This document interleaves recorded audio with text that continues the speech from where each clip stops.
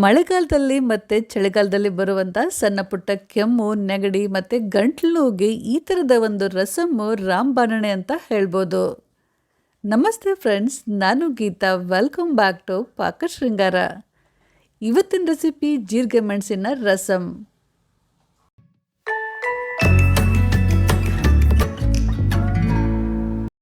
ಮೊದಲು ಒಂದು ಚಟ್ನಿ ಕುಟ್ಟು ಕಲ್ಲಲ್ಲಿ 1 ಟೇಬಲ್ ಸ್ಪೂನಷ್ಟು ಕಾಳು ಮೆಣಸು ಮತ್ತು 1 ಟೇಬಲ್ ಸ್ಪೂನಷ್ಟು ಜೀರಿಗೆ ಹಾಕಿಬಿಟ್ಟು ಸಣ್ಣ ಆಗುವವರೆಗೂ ಅರಿಬೇಕು.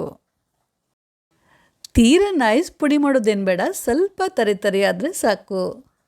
ಈ ರಸಮ್ಮು ತುಂಬಾ ಈಸಿ. ನೀವು ಬ್ಯಾಚುಲರ್ಸ್ ಇರ್ಬೋದು, ಬಿಗ್ನರ್ಸ್ ಇರ್ಬೋದು, ಯಾರು ಬೇಕಾದರೂ ಕೂಡ ಆರಾಮಾಗಿ ಮಾಡ್ಬೋದು. ಮತ್ತು ಇದನ್ನು ಮಾಡೋಕ್ಕೆ ತುಂಬ ಟೈಮ್ ಕೂಡ ಬೇಕಾಗಿಲ್ಲ. ಒಂದು 5 ರಿಂದ 8 ನಿಮಿಷದಲ್ಲಿ ಇದು ಫಟಾಫಟ್ ಅಂತ ರೆಡಿ ಆಗುತ್ತೆ. ಜೀರಿಗೆ ಮತ್ತು ಮೆಣಸು ಸ್ವಲ್ಪ ಸಣ್ಣ ಆದ ನಂತರ ಒಂದು 10 ರಿಂದ 12 ಸಿಪ್ಪೆ ಬಿಡಿಸಿದಂಥ ಬೆಳ್ಳುಳ್ಳಿ ಹೆಸರುಗಳನ್ನು ಹಾಕಿಬಿಟ್ಟು ಸ್ವಲ್ಪ ತರಿ ಆಗುವವರೆಗೂ ಇದನ್ನು ಜಜ್ಜಬೇಕು. ಈ ಎಲ್ಲ ಸಾಮಗ್ರಿಗಳನ್ನು ಒಟ್ಟಿಗೆ ಒಂದು ಸಣ್ಣ ಮಿಕ್ಸಿ ಜಾರಲ್ಲಿ ಹಾಕಿಬಿಟ್ಟು ಮಿಕ್ಸಿಯಲ್ಲಿ ಇದನ್ನು ತರಿಯಾಗಿ ಪುಡಿ ಮಾಡ್ಕೋಬೋದು. ಆದರೆ ಈ ಥರ ನಾವು ಕಲ್ಲಲ್ಲಿ ಜಜ್ಜಿಬಿಟ್ಟು ಮಾಡೋದ್ರಿಂದ ರಸಮ್ಮು ತುಂಬಾ ರುಚಿಯಾಗುತ್ತೆ. ಇವಾಗ ರಸಮ್ಗೆ ಹಾಕೋಕ್ಕೆ ಮೆಣಸು ಮತ್ತು ಜೀರಿಗೆ ಪುಡಿ ರೆಡಿ ಆಯಿತು. ಇದನ್ನು ಒಂದು ಬಟ್ಲಲ್ಲಿ ತೆಗೆದುಬಿಟ್ಟು ಪಕ್ಕಕ್ಕೆ ಎತ್ತಿಡಿ.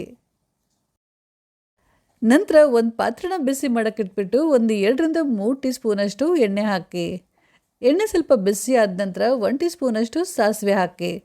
ಸಾಸಿವೆ ಚೆನ್ನಾಗಿ ಸಿಡಿದ ನಂತರ ಒಂದು 1/4 ಟೀ ಸ್ಪೂನಷ್ಟು ಇಂಗು, ಒಂದು 2 ಒಣಮೆಣಸಿನ್ಕಾಯಿ ಮತ್ತು ಸ್ವಲ್ಪ ಕರಿಬೇವು ಹಾಕಿಬಿಟ್ಟು ಸ್ವಲ್ಪ ಹೊತ್ತಿದ್ರೆ ಕೈ ಆಡಿಸಿ.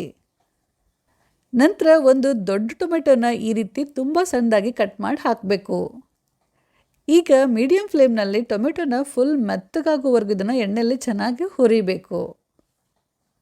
ಹುರಿಯುವಾಗ ಮಧ್ಯೆ ರುಚಿಗೆ ತಕ್ಕಷ್ಟು ಉಪ್ಪು ಮತ್ತು 1 ಟೀ ಸ್ಪೂನಷ್ಟು ಅರಿಶಿನ ಪುಡಿನ ಕೂಡ ಹಾಕಬೇಕು.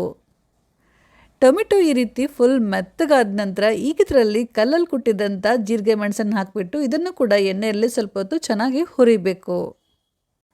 ನಂತರ ಇದರಲ್ಲಿ ಹುಣಸೆ ರಸನ ಹಾಕಬೇಕು.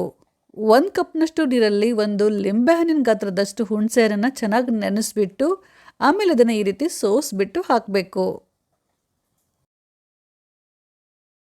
ಆಮೇಲೆ 1 ರಿಂದ 1.5 ಕಪ್ನಷ್ಟು ನೀರು ಹಾಕಿ, ಸ್ವಲ್ಪ ಬೆಲ್ಲ ಹಾಕಿ, ಕಟ್ ಮಾಡಿದಂಥ ಕೊತ್ತಂಬರಿ ಸೊಪ್ಪನ್ನು ಹಾಕಿಬಿಟ್ಟು ಚೆನ್ನಾಗಿ ಮಿಕ್ಸ್ ಮಾಡಿ ಒಂದು 2 ರಿಂದ 3 ನಿಮಿಷದವರೆಗೂ ಇದನ್ನು ಚೆನ್ನಾಗಿ ಕುದಿಸ್ಬೇಕು.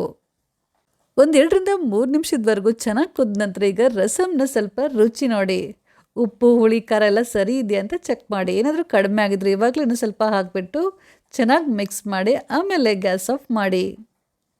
ಇವಾಗ ಬಿಸಿ ಬಿಸಿಯಾದ ಜೀರಿಗೆ ಮೆಣಸಿನ ರಸಮ್ ರೆಡಿ.